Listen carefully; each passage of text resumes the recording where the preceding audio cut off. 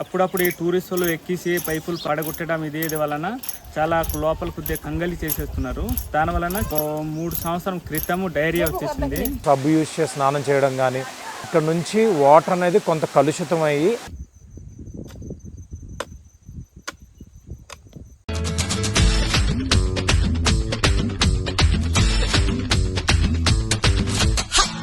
మన అందాల అరకులోయలో ఒక చిన్న ఊరుంది.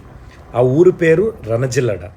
ఈ ఊరి జీవం, ఈ ఊరి ఆశ పైనుంచి పడే ఆ జలపాతం నీళ్లు. ఏళ్ల తరబడి ఆ ఊరి జనం ఆ నీళ్లు తాగి పొలాలు పండించి బ్రతికారు.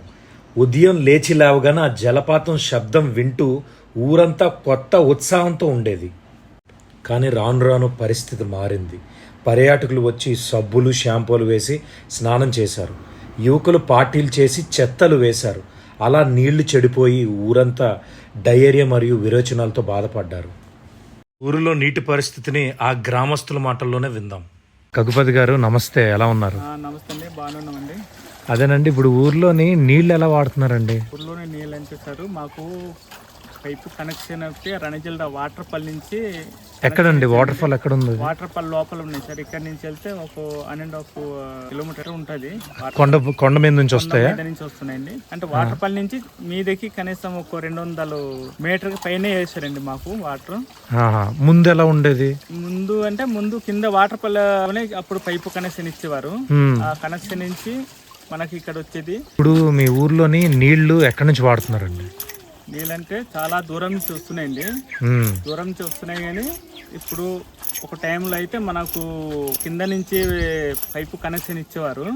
ఇప్పుడు ఆ కనెక్షన్ అప్పుడప్పుడు ఈ టూరిస్టులు ఎక్కిసి పైపులు పడగొట్టడం ఇది వలన చాలా లోపల కొద్దిగా కంగలి చేసేస్తున్నారు. దాని వలన 3 సంవత్సరం క్రితం డైరియా వచ్చేసింది. చాలా పొల్యూషన్ అయిపోయి దాని వలన ఇప్పుడు ఈ పైపు తర్వాత మనకు గ్రాంట్ అవుతే మీదికి తీసుకెళ్ళేసి ఈ పైపు లైన్ అయితే కనెక్షన్ ఇచ్చామండి. అప్పటి నుంచి అయితే మాకు వాటర్కి అయితే ప్రాబ్లం లేదు.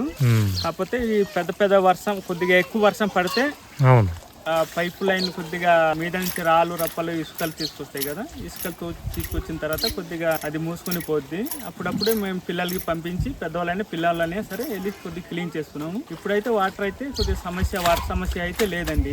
కంటిన్యూస్ గా వస్తాయి నీళ్లు, కంటిన్యూగా వస్తాయండి వాటర్. Okay okay.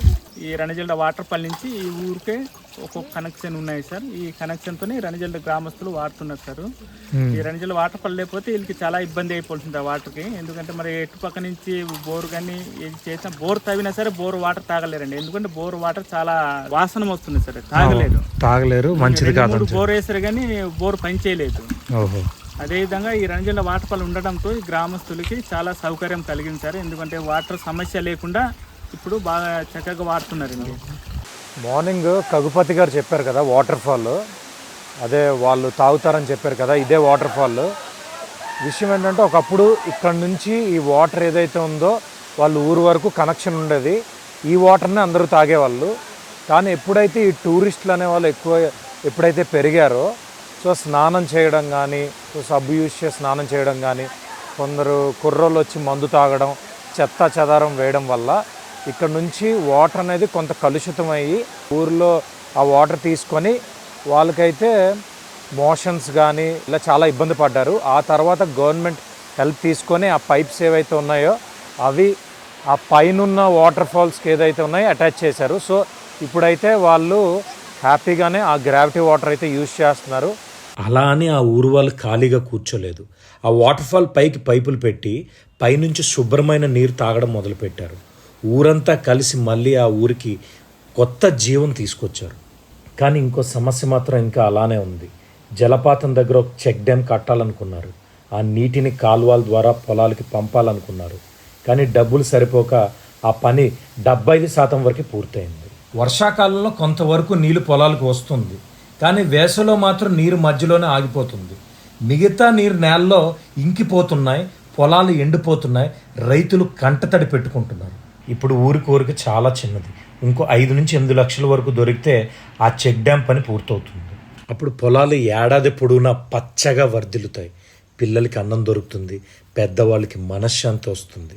ఒక చిన్న సహాయం చేస్తే ఒక ఊరు బతుకు మొత్తం మారిపోతుంది. So I request government officials, మండల స్థాయి అధికారులు, రణజిల్లడ గ్రామ పంచాయతీ, లోకల్ లీడర్స్, అలానే ఎవరైనా దాతలు డొనేట్ చేయాలనుకునేవారు ఈ వీడియోని చూసినట్లయితే ఖచ్చితంగా పాజిటివ్గా రెస్పాండ్ అవుతారని కోరుకుంటూ సెలవు తీసుకుంటున్నాను. జై హింద్.